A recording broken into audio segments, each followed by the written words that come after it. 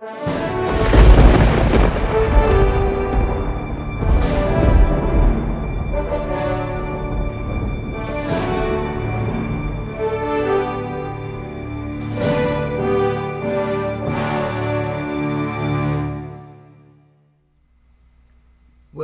to Day 8, the Gifford Youth Orchestra's 17th Annual Concert Series, Day 8. So glad you're with us today. Thank you for letting us come to your home, letting us come to you for this concert series. I'm going to give you we call it my 2-minute history welcome. It might be 3 or 4 minutes, but I hope you'll find it interesting. And if you have any questions, write to me, please. If you want to know something that I haven't touched on, write to me, please. I'll be happy to answer any questions and tell you about any experience that the Gifford Youth Orchestra has had. I want to tell you something about one of the workshops we offer to our young people. First thing we do is teach them how to earn money by using their skill. And this started when we only had the violin program, violin, cello, and violin, viola, and cello. So we would teach the children how to tutor each other. And when Mrs. Haar, our music director, felt that the student was ready, she would assign another student to that tutor. And we would pay that young person $2 for every 15 minutes that they tutored. They could earn up to $8 for tutoring. It's seldom that any of the young people had that many students, but they could earn up to $8.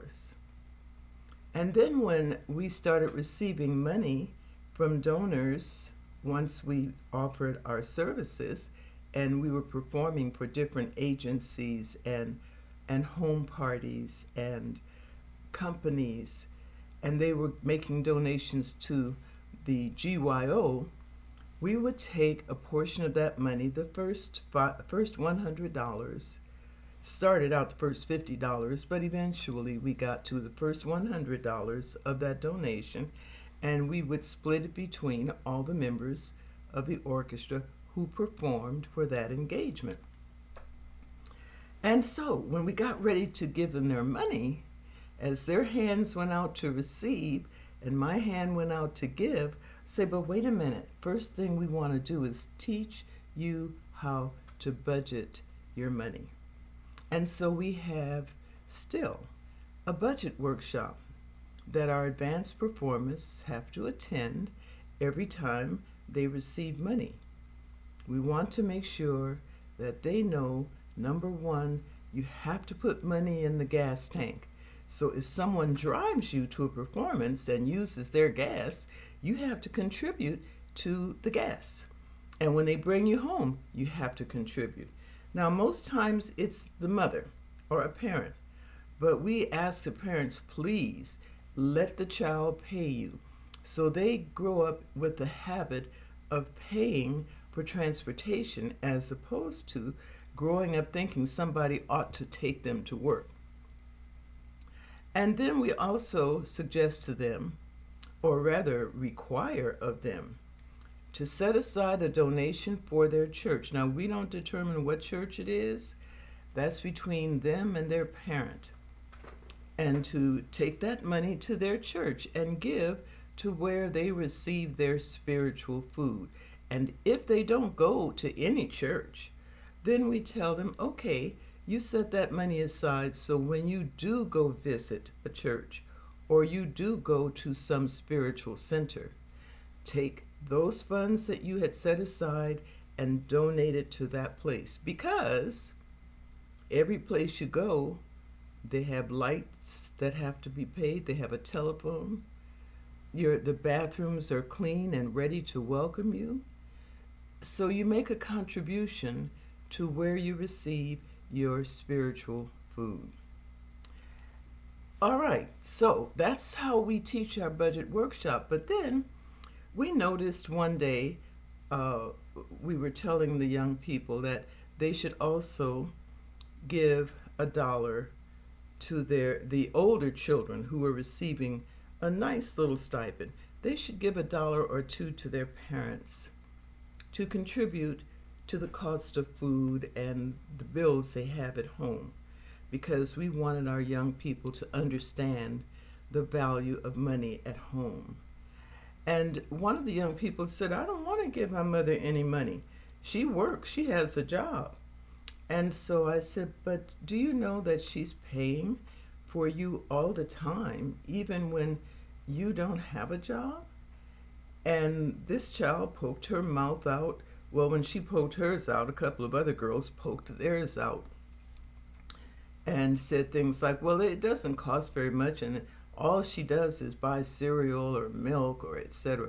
So we took them to the grocery store, and we have a field trip every year, maybe twice a year, to go to the grocery store so they can understand how much milk costs and how much that bag of Fruit Loops costs, so that they would be more open to making a small contribution to get in the habit of contributing to their home that takes care of them when they are not working.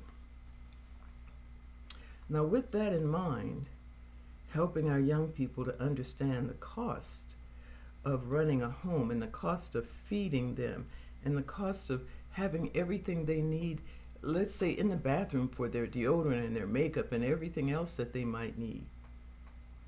The same thing applies to the Gifford Youth Orchestra itself. Do you know how much it costs to replace a string on a violin? Let me look over here. It might cost as much as $15, depending on the instrument. And some of our advanced students who have learned that the student instruments don't have the quality of sound that they want or need, we have to pay much more for their instruments. Their violins cost $2,000. And a string for some of those instruments is, I'm looking to see, $27 for a 10-plated Thomas stick dominant violin, 10-plated D string. Now, normally we purchase student violins for $300. But along with the violin, they have to have a shoulder rest. And shoulder rest can be very expensive, or they could be as cheap as just a sponge on the shoulder, depending on how advanced the student is.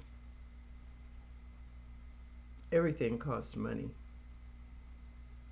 And the way we're able to provide violins and shoulder rest and strings and replace broken strings is by asking people like you to make a donation to assist us in continuing to provide music education to our students.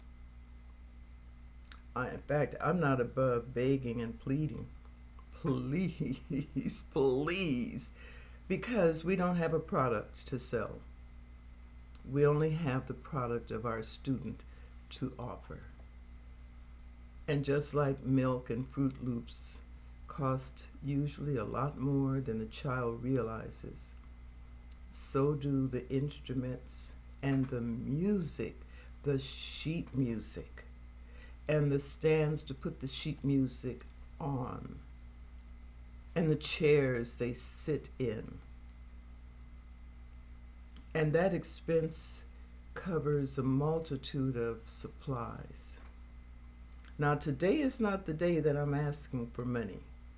I'm getting ready to ask you for money on our last day. I'm just practicing today, because I am really more than happy that you have joined us for our concert today. So please enjoy day 8.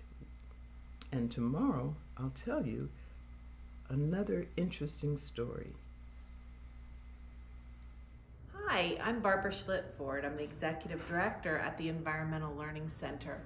I'm so grateful that we have the Gifford Youth Orchestra in our community, for I can think of no better way to celebrate humanity than through our shared music. I'm excited to introduce Gabriela Griguetas, a 6th grader at Storm Grove Middle. Gabriela is going to be playing Indian Lament, a folk tune, on the violin. Gabriela has plans to be a veterinarian one day. Go, Gabriela!